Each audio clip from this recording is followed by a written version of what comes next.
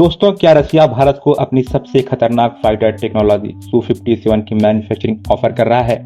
क्या भारत में अब दुनिया के सबसे advance fifth generation stealth fighter jet बनाए जाएंगे? और सबसे बड़ा सवाल, क्या इस डील से भारत और पश्चिमी देशों के रिश्तों में दरार आ सकती है?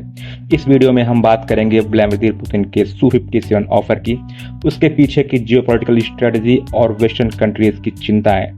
आप लोग बस वीडियो को लाइक करें और चैनल को सब्सक्राइब करें। आपके एक सब्सक्रिप्शन से हमें कॉन्फिडेंस मिलता है। दोस्तों, हाल में ही कुछ रिपोर्ट सामने आई और जिसमें यह कहा गया कि रूस ने भारत को Su-57 फाइटर जेट की ज्वाइंट प्रोडक्शन का प्रस्ताव दिया है। Su-57 रसिया का फिफ्थ जनरेशन फाइटर जेट है जो रडार से छिपने की क्षमता रखता है और सुपर मैन्युवरेबिलिटी और एडवांस सेंसर से लैस है। दोस्तों, पुतिन का ऑफर ये केवल फाइटर जेट बेचने तक सीमित नहीं है, बल्कि उन्होंने मेक इन इंडिया के तहत पूरी प्रोडक्शन लाइन भारत में लगाने का प्रस्ताव दिया है, जिसमें फुल ट्रांसफर ऑफ टेक्नोलॉजी भी शामिल है। यानी इंडिया न सिर्फ खुद के लिए Su-57 बनाएगा, बल्कि फ्यूचर में इसे एक्सपोर्ट भी कर सकता है। दोस्तों, Su-57 का मुकाबला अमेरिका के F-22 राप्टर और चाइना के J-20 से होता है। ये stealth, long range, electronic warfare और डॉग फाइट कैपेबिलिटी को कंबाइन करता है। तो बात यहाँ पे आती है कि भारत को इतना बड़ा स्ट्रेटेजिक सिस्टम रूस क्यों देना चाहता है? तो दोस्तों, उसके पीछे कुछ कारण बताए जाते हैं। पहला, जियोपॉलिटिकल रीअलाइनमेंट, क्योंकि रसिया वेस्ट से पूरी तरह से कट चुका है। टेंशन, आइसोलेशन और यूक्रेन युद्ध के चलते अब वो एशियाई ताकत को अपनी मिलिट्री कमर्शियल टाइज में मजबूत करना चाहता है। क्योंकि इंडिया रसिया का सबसे पुराना डिफेंस पार्टनर है, तो ये नेचुरली पहला विकल्प इंडिया के लिए है।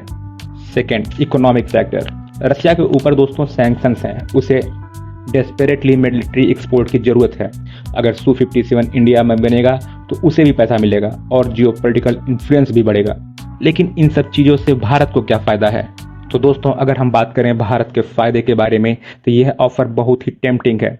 इसके कुछ बेनिफिट्स पर नज़र डालते हैं। फर्स्ट, हमें एक रेडी फिफ्थ जनरेशन एयरक्राफ्ट मिल जाएगा बिफोर एमका, क्योंकि आपको पता है हमारा एमका का पहला प्रोडक्शन 2035 से पहले नहीं शुरू होने वाला। एमका भारत का indigenous advance medium combat aircraft अभी केवल डेवलपमेंट फेज में है। अगर Su-57 भारत में बनता है तो भारत को एक रेडी फिफ्थ जनरेशन प्लेटफॉर्म मिल जाएगा विदाउट वेटिंग 10 ईयर।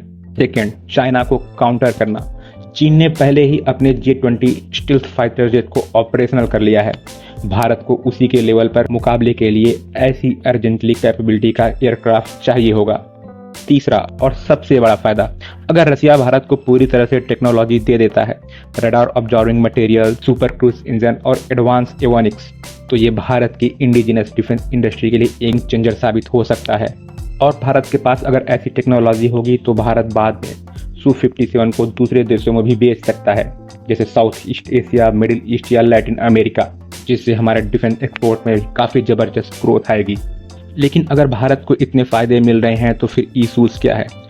तो चलिए अब बात करते हैं उस साइड की जो पूरे इस प्रपोजल को कॉम्प्लिकेटेड बनाती हैं, वेस्टर्न रिएक्शन। दोस्तों, पहला इशू ये है काटसा का सैंक्शन। काटसा यानी countering America's adversaries through sanction act. दोस्तों, ये अमेरिका का सबसे बड़ा हथियार है। अगर कोई भी कंट्रीज अमेरिका के विपरीत जाके कोई डिफेंस डील या कोई ऐसी डील करती है जिसमें अमेरिका का घाटा हो, तो ये यूएस का ऐसा कानून है जो किसी भी देश को पेनलाइज कर सकता है अगर वो रसिया, ईरान या नॉर्थ कोरिया से कोई बड़ा डिफेंस इक्विपमेंट खरीदता है। इससे पहले आप लोगों ने कुछ दिनों पहले सुना होगा कि S-400 की डील के भी टाइम इंडिया पर इस एक्ट का खतरा मंडरा रहा था। अगर इंडिया Su-57 जैसी कटिंग एज सिस्टम के लिए रशिया के पास जाता है तो यूएस फिर से वार्निंग इशू कर सकता है। Second issue, strategic distrust. दोस्तों, आपको पता है इंडिया और अमेरिका के रिलेशन हाल के वर्षों में कुछ क्लोज हुए हैं, जैसे quad, Indo Pacific defence exercise, technology transfer agreement. अगर इंडिया Su-57 की डील करता है तो यूएस को ये सिग्नल मिल सकता है कि इंडिया अभी भी रशिया कैंप में है, जो वाशिंगटन को पसंद नहीं आएगा। और बहुत से वेस्टर्न नेशन को डर ये भी है, अगर इंडिया Su-57 बनाता है तो रसिया के साथ कोलैबोरेशन की वजह से कुछ वेस्टर्न टेक्नोलॉजी का लीक भी हो सकता है, जैसे जेट इंजन की डिज़ाइन, रडार सिस्टम एक्सेट्रा। और एक बड़ा कंसर्न, अगर इंडिया Su-57 के पास जाता है तो भारत का खुद का प्रोजेक्ट एमका का क्या होगा? और अगर भारत खुद एमका बना रहा है तो Su-57 की क्या ज़रूरत है? तो दोस्तों, इसके दो ऑप्शन हो सकते हैं। अगर कोलैबोरेशन कर लेता है और Su-57 की प्रोडक्शन शुरू हो जाती है तो हो सकता है अमेरिका को कम फंडिंग और पॉलिटिकल सपोर्ट मिले और गवर्नमेंट Su-57 को ही प्रायोरिटी दे सकती है क्योंकि वो एक रेडी प्लेटफॉर्म है। लेकिन दूसरी तरफ ये देखा जाए जो इंडिया को टेक्नोलॉजी सीखने को मिलेगी जैसे stills design, Indian weapon base और सेंसर फ्यूजन, वह अमेरिका को और भी बेहतर बना सकती है।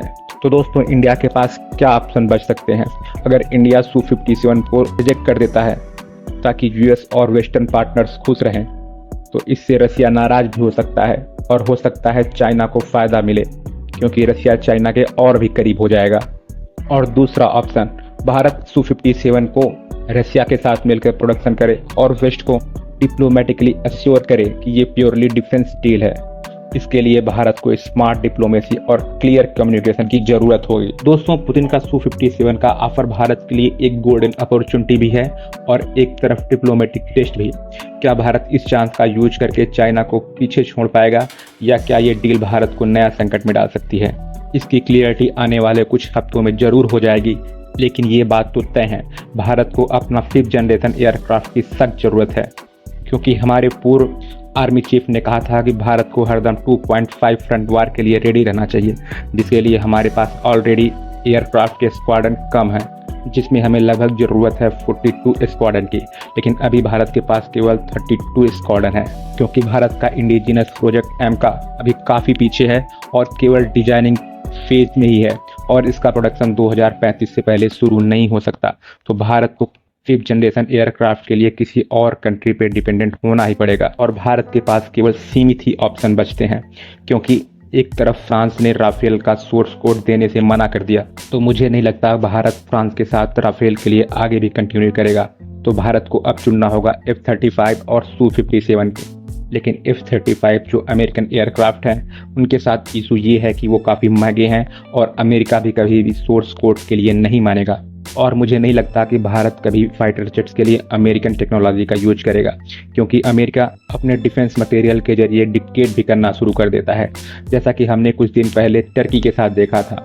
अमेरिका ने टर्की को F-35 बेचा जरूर, लेकिन जब टर्की ने रसिया से S-400 की डील कर ली तो अमेरिका ने सैंक्शन लगा दिए और F-35 के पार्ट्स ही भेजना बंद कर दिए। तो दोस्तों मुझे लगता है अमेरिका का ये रवैया और फ्रांस का राफेल का सोर्स कोड ना देना भारत को ऑलरेडी Su-57 के पास ढकेल रहा है।